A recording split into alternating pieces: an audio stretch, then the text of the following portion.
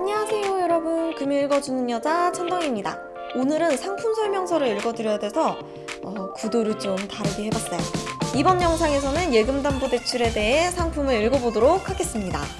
이 기껏 예금 적금 열심히 들어놓고 내가 만기만 계속 기다리고 있는데 급전이 필요하신 분, 돈이 필요하다고 내가 갖고 있는 예금을 해지를 하게 되면 지난 1년간 내가 뭘 했나, 참 부질없다, 뭘 왜 이렇게 저축을 했나 싶죠. 자, 결론부터 말씀드릴게요. 해지하지 마세요. 해지하시기 전에 한 번만 더 생각을 해보세요. 왜냐하면 우리에겐 예금담보대출이라는 것이 있습니다.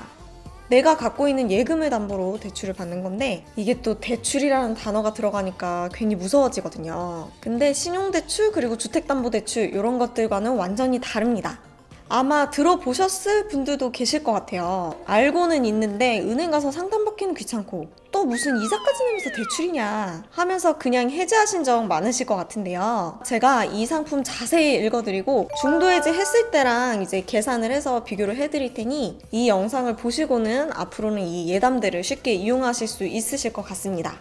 예금담보대출은 웬만하면 모든 은행에서 다 일으킬 수가 있어요. 일단은 제가 상품 내용을 5개 은행을 비교를 해봤는데요. 다 비슷비슷한데 이제 금리랑 한도에서 조금씩 차이가 있을 뿐이지 그것도 아주 살짝씩만 다르고 업무 기준은 전체적인 거는 다 비슷비슷해요. 모든 은행이. 이게 어느 은행이 더 유리한 것은 또 의미가 없어요. 내가 예금과 적금이 있는 은행에서 어차피 받아야 하는 거기 때문에 선택의 여지는 없습니다. 그런데 그래도 가장 읽기 편하게 좀 깔끔하게 정리가 되어 있는 게 국민은행이더라고요. 그래서 여기 상품을 예로 들어서 한번 읽어드리도록 하겠습니다. 자, 상품 내용부터 바로 보실게요.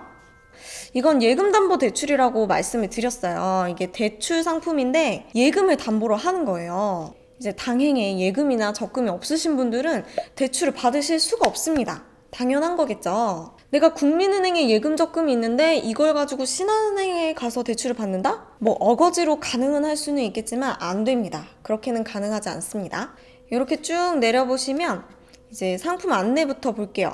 아까 말씀드렸듯이 이제 당행 예금, 부금, 적금, 그리고 뭐 양도성, 예금 증서, 표지연, 뭐 RP, 뭐 신탁 이런 것들을 다 담보로 대출을 받을 수가 있어요. 대출 신청 자격을 한번 볼까요? 은행이 인정하는 본인 단독 명의의 당행, 예금, 부금, 적금, 신탁 등을 담보로 제공을 하는 자. 본인 단독 명의, 이게 포인트예요. 이게 굉장히 의아하죠. 당연히 본인 단독 명의 아닌 건가?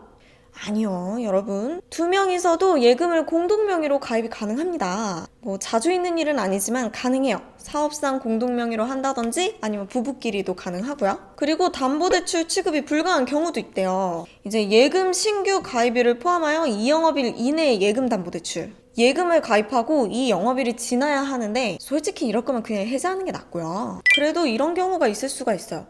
갑자기 특판이 나온 거예요. 막 금리가 6%, 7%까지가 나오는. 그래서 그걸 가입을 해놨는데 갑자기 내가 몇 달 동안 급전이 필요한 거죠. 금리가 워낙 높은 거를 내가 겨우 들어놨는데 이제 안 나오는데 그럴 때는 예금담보대출을 이용을 하시면 돼요. 그리고 계약해지 의지자에 편입된 적립시 예금의 담보대출. 솔직히 저는 이거는 무슨 말인지 잘 모르겠어요. 사전을 찾아봐도 안 나오고 오타인가 이거?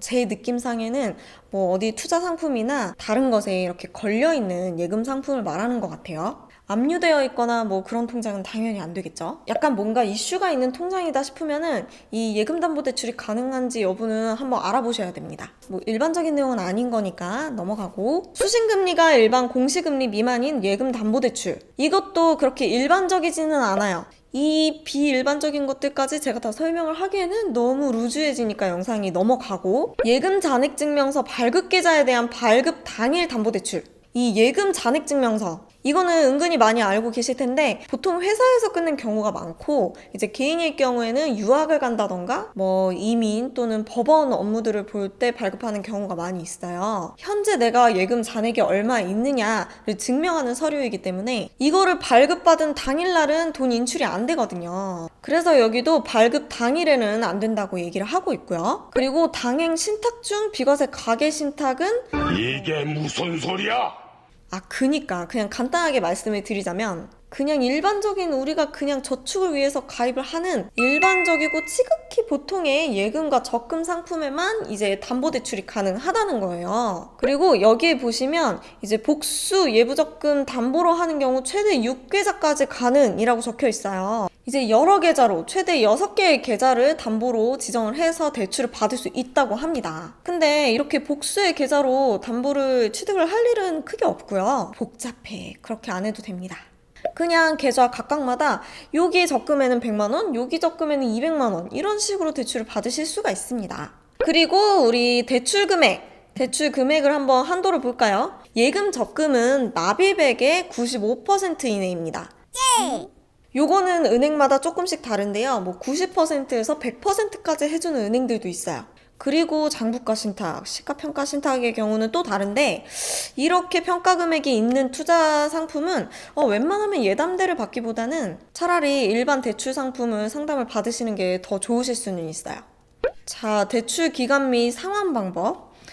만기일시 상환이에요. 여기 막 1년 단위 막 자동기한 연장 이렇게 좀 어렵게 적혀 있는데요. 예적금이 만기되는 그날, 그게 바로 대출의 최종 만기라고 보시면 됩니다. 예금 적금이 만기가 되면 이미 내가 대출받은 금액에서 빼고 나머지를 해지해서 받아가시면 되는 거예요. 물론 중간에 내가 대출을 상환을 해도 괜찮습니다. 그러면 예금 만기가 됐을 때 정상적인 나의 예금 만기 금액을 가져가시면 되는 거예요. 청약 같은 경우는 근데 여러분 만기가 없어요. 그래서 대출 기한을 1년짜리로 정해놓고 이 청약을 실제로 해지를 할 때까지 1년 단위로 계속 연장을 할 수가 있습니다. 그 얘기예요, 여기 써있는 게. 자, 그러면 이제 금리를 한번 봐볼까요? 금리. 간단하죠? 이게 수신금리에 1.25%를 더하는 거니까 내가 예금에 들면 만기 때 내가 받아야 할 이자도 있으니까 결국 이 대출은 1.25%만 이자를 내면 되는 거예요. 괜찮네. 요거는 일할 계산됩니다. 대출 이자는. 내가 예금담보대출을 이용한 그 날짜만큼만 딱 계산이 돼서 매달 이자가 나가요. 여기 보시면 종합통장 자동대출 선택 시 연 0.5% 추가 가산한다고 나와 있어요. 이거는 마이너스 통장이거든요. 이 마이너스 통장으로도 사용이 가능하다는 거. 생각보다 유용한데? 지금 여기에는 나와 있지는 않지만 청약 같은 경우에는 변동금리거든요. 자주 변하지는 않지만 언젠가는 금리가 변할 거기 때문에 조금 다르게 계산이 돼요. 그래서 제가 전화를 해서 물어봤는데 국민은행은 12개월마다 변동이 된다고 해요. 청약 같은 경우는. 지금 10월 16일 기준으로 금리가 2.8%라고 합니다. 연이 2.8%. 요 금리가 이제 은행마다 조금씩 달라요. 보통 1%부터 1.3% 정도 이렇게 되는 것 같더라고요. 그리고 중도 상환 수수료는 나오지 않습니다. 이거는 또 신용이 들어간 대출은 아니기 때문에 내가 소득이 갑자기 많아졌다고 해서 금리나 요구권을 신청을 할 수는 없습니다. 그런 건 있어요. 이제 금리 대신에 적금을 가입하면 내가 돈을 매달 넣을 거 아니에요. 계속해서. 돈을 계속 입금을 하니까 내 통장에 있는 잔액이 계속해서 쌓이잖아요. 그럼 또 쌓인 만큼 대출을 또 추가로 또 받으실 수가 있습니다. 이 잔액 내에서 받는 거다 보니까 은행 입장에서도 별로 부담감이 없어요. 대출금을 못 갚을 일은 없잖아요. 예금 해지할 때 그만큼 빼고 주면 되니까. 그래서 대출 받기가 쉽고 굉장히 간편한 편입니다. 근데 그렇다고 여러분 망각을 하시면 안 돼요. 이 돈 결국엔 내 돈이에요. 이 대출 받은 돈도 결국 내 돈이거든요. 그러니까 꼭 필요할 때 사용을 하셔야 합니다. 자, 그럼 이 예금담보대출 언제 사용해야 좋은 것인가? 이제 계산을 한번 해볼까요? 제가 2% 금리인 예금에다가 이제 1,000만 원을 가입을 해놨어요. 참 현실 2%랬네요.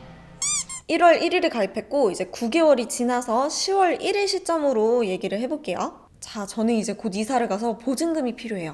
그래서 최대한 돈이 많이 필요해요. 예금을 가입하고 9개월이 지난 시점에 아쉽지만 이 돈이 필요해서 중도에 해지를 해야 될 것 같아요. 근데 이제 중도 해지 이율은 보통 9개월 정도 지나게 되면 원래 이율보다 70% 정도로 주거든요. 그러면 1.4%로 이자가 적용이 돼서 해지가 됩니다. 자, 그럼 1,000만 원에 연 1.4%를 적용을 하면 이제 14만 원이고 거기에서 이제 9개월이면은 104,999원을 받을 텐데 이제 거기에 우리 이자 소득세 15.4%를 떼야죠. 그럼 결국 88,829원을 받고 제가 해지를 하게 됩니다. 만약에 제가 예금담보대출을 받게 되잖아요. 그러면은 최대가 95%니까 950만 원을 받을 거예요. 일단 만기가 되면 1,000만 원에 2% 적용하면 20만 원이고요. 거기에 15.4% 이자 소득세를 떼면 이자 16만 9,200원을 받죠. 더럽게 많이 떼요, 참. 원래 예금 금리인 2%에다가 1.25%를 더해서 3.25%를 대출 이자로 낼 거예요. 그러면 내가 내야 하는 총 이자는 30만 8,750원인데 내가 3개월만 빌린 거잖아요. 그럼 이 3개월치를 계산을 해보면 7만 7,187원을 내게 되는 거예요. 그럼 결론적으로 이 퉁을 치게 되면 9만 2천원, 9만 2천원의 이자를 받게 되는 거라 예금담보대출을 받는 게 더 유리합니다. 제가 이제 예금을 가입하고 9개월째 되는 시점으로 계산을 해드렸잖아요. 근데 이제 8개월이나 7개월인 시점에 또 계산을 해보면 대출 이자를 더 많이 내기도 한다?